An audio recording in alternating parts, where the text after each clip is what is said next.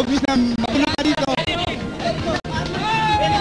Alam mo, takal-takal ko sa PBA ngayon. Ako na pa sa anyway, si Benny.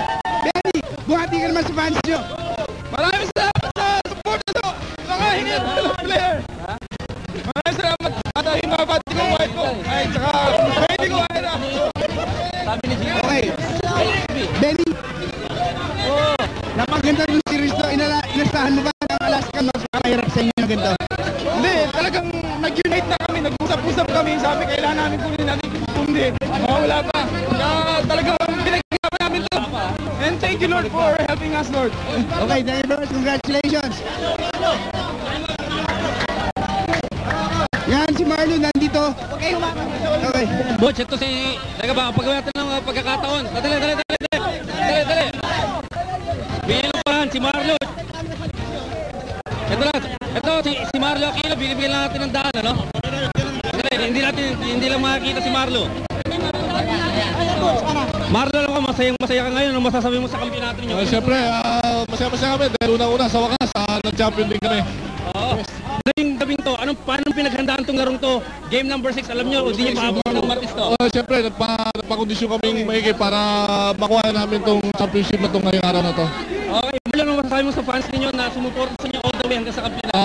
Siyempre, nagpapasalamat kami sa mga fans ng Gordon sa sumuporta sa amin. Saka, kamo sa aming Scott, saka doon sa tatlong anak ko, kay Marla, Shelo, kay Matthew, saka kay Bayasya, kamo sa walang kintirang. Isang salamat ng kindi antisupeng Uncle Peter na si Uncle Jaring.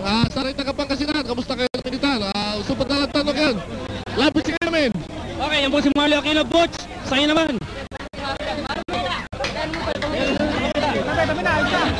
Ayan, Butch.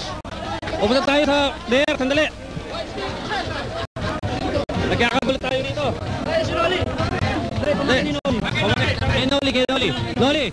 Unang mo to. Dali, naipit yung tali natin. Hindi tayo makakaabati rito. Oops. Okay tayo. Noli, congratulations. Ano ba sasabi mo sa kampiyonato ninyo? Salamat kami. Tuwang-tuwa kami ngayon. Dahil nakuha din.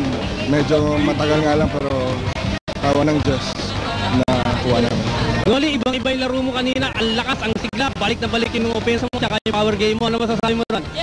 Siguro hindi naman sa akin. Dahil sa tulong ng mga teammates ko at yung tiwala nila sa akin. Kaya medyo bumalik yung kumpiyansa ko. May inabot pa dito. Ginoli, yan po. Si Noli Locsin. Hahanap pa tayo ng ibang player na makakausap natin. Si Chris King, kasama ni Butch. Si Chris King. We're here with Chris King. Chris, how does it feel to win a title here in Manila? It feels good. I guess, it's been a long time since we had a championship here. We came out tonight and proving that we were the best, and that's what it's all about, being champions. Well, Chris, you played most of the last 3 games with pain. Has the pain gone with the winning? No, it still hurt. I was out there today about 80%, but I felt like this was the chance for us to go out and win it. And Game 7 would have been a harder one, so we had to really fight it out and play hard today. What do you say about your teammates, the ones that helped you win the title? I think everybody did a great job today. Everybody stepped up, everybody contributed, and that's what champions are made of. When everybody has to come together and win. And that's the way the Bulls have done it the last 6 to 7 years, and that's why they're champions. And everybody stepped up today and played big, and we got an easy win. Okay, where does Chris King go from here?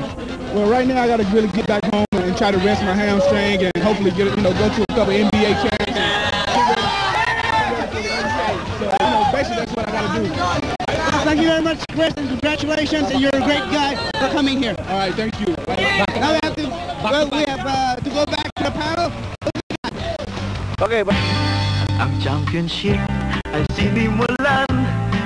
Unang laro, kami ang lamang. Ngunit sa second game ay napasama. Ang import ng Gordon, si Ika. Ang labanan ay biglang nagbago. Reinforced versus all Filipino. Kung gusto nyong malaman ang buong kwento, ay magbasa lang kayo ng dyaryo.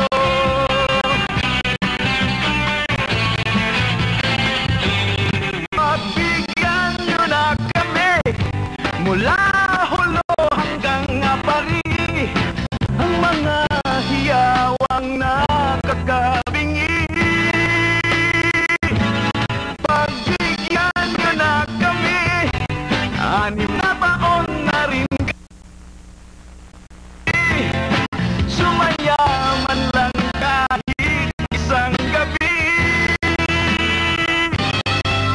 mga laro pa ang natitira nang kami ay namumuro na.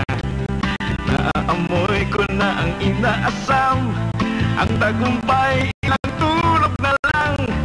At ang mga di makapaniwala, ang sabi at swerte dyan pa ang awa. Di maabot ng kanilang pangunawa,